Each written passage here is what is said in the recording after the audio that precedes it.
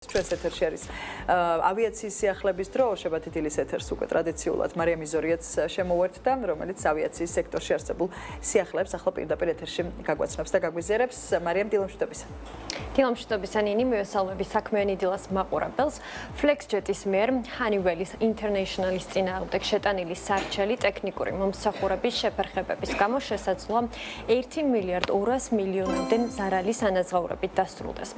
სარჩელი ეხება 2019 წლის მექანიკური მომსახურების ხელშეკრულებას, რომლის მიხედვითაც Honeywell-ს FlexJet-ის თვითმფრინავების ძრავები, მათ შორის Embraer-ისა და Bombardier-ის ნაწილები შეთანხმებულ ვადებში უნდა შეეკეთებინა. FlexJet-ის მტკიცებით Honeywell-მა დაარღვია ხელშეკრულება, გამოიწვია თვითმფრინავების შეფერხება და ზიანი მიაყენა კომპანიას. 2025 წლის 8 მაისს ნიუ-იორკის უზენაესმა სასამართლომ ძალაში დატოვა ლიკვიდირებული ზიანის პუნქტი, რითაც Honeywell-ის მინიმალური პასუხისმგებლობა 600 მილიონი დოლარით განისაზღვრა. საქმეზე ნაფიც საჯულთა სასამართლო პროცესი 2026 წლის პირველ ნახევარშია მოსაოდელი. FlexJet-ის თავმჯდომარე კენ რიჩი მოუწოდებს ინდუსტრიის მიმწოდებლებს პასუხისმგებლობით მოეკიდონ თვითმფრინავის ნაწილების მიწოდებას. მაიამიში დაფუძნებულმა კომპანია Aeronautical Engineers-მა ოფიციალურად დაიწყო Boeing 737-900 სამგზავრო თვითმფრინავების სატვირთო ვარიანტად გადაკეთების პროექტი. ახალ მოდელ 737-900 Extended Range Special Freighter-ი ეწოდება. კომპანიის მიზანია სერტიფიცირება 2029 წლის დასაწყისში დაასრულოს. მათი განცხადებით ეს გადაკეთებული თვითმფრინავი იქნება ყველაზე დიდი და ტვირთამწე სატვირთო თვითმფრინავი მათ ფლოტში, რომელიც უპასუხებს გლობალური ელექტრონული კომერციისა და ექსპრეს მიწოდების მზარდ მოთხოვნას.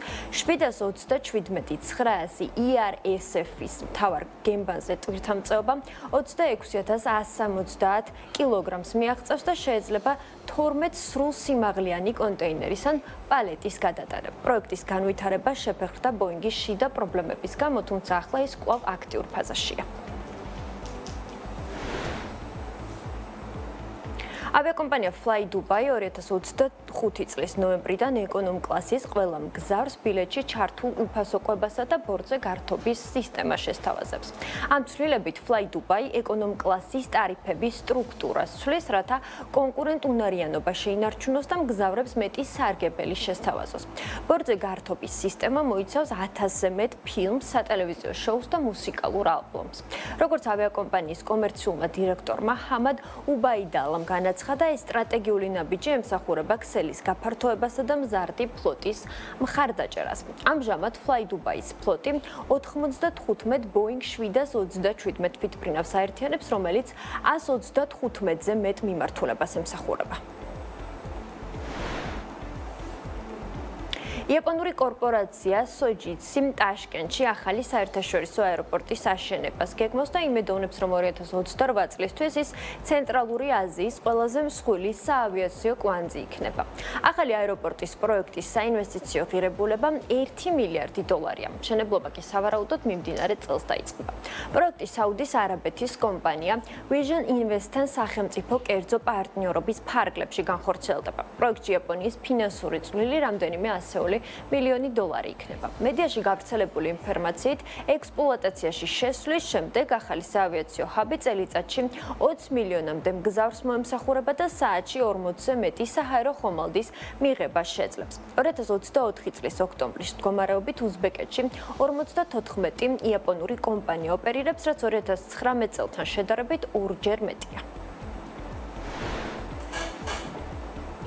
დუბაის საერთაშორისო აეროპორტმა ამბიციური მიზანი დაისახა, რომ 2032 წლისთვის 124 მილიონ მგზავრს მოემსახუროს, რის შემდეგაც მგზავრთნაკადის სრული გადატანა ახალ ალ-მაქტუმის საერთაშორისო აეროპორტში მოხდება.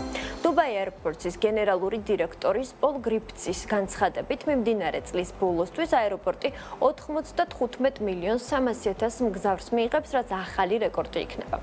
პროგნოზის მიხედვით 2027 წლისთვის მგზავრების რაოდენობა 100 მილიონს მიაღწევს. მისივე თქმით, მას შემდეგ, რაც ალ-მაქტუმის აეროპორტის მშენებლობა დასრულდება და ის სრულ ექსპლუატაციაში რჩება, მსოფლიოს ერთ-ერთი უდიდესი აეროპორტი გახდება.